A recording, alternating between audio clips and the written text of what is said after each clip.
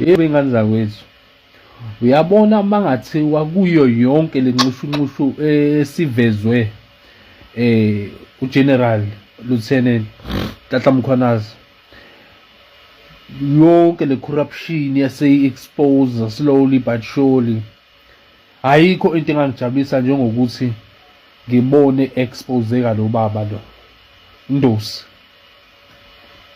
Hayi ngiyoba satisfied mina ngifuna uqamba amanga, ngoba lo baba uphathile waba kwi-position for isikhathi eside, and the only person obengavumela yonke lento le esiyenzeka manje esiripothwe uGeneral ukuthi thina sinama-cartel, ama-drug lords or whatever you wanna call it, uyabo.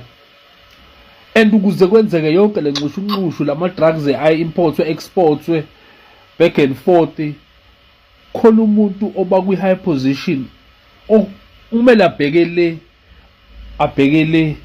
kwenzeke bonke ubugebengu, yabo. And uXolani mfethu ufaka Khumalo wayibeka wathi yacaca lento ukuthi no, kuyenzeka sethi siyasebenza qhuma i-call kuthiwa asime singayenzi senzani, sibuze ukuthi senzani, siyeke lento esiyenzayo, tshela uba ukuthi asenze lokho. Uyayibona lento le.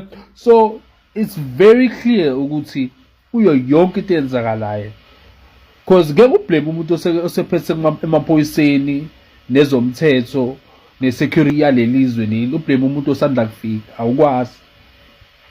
We must look back, uyabo.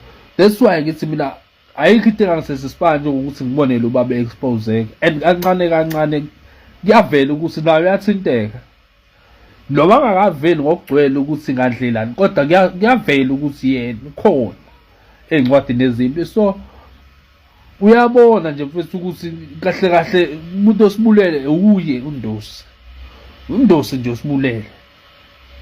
So mina nje yabo nje lento le mingakasivusi njengesizwe emaqandeni, angazi ukuthi yini eyophinda esivusa.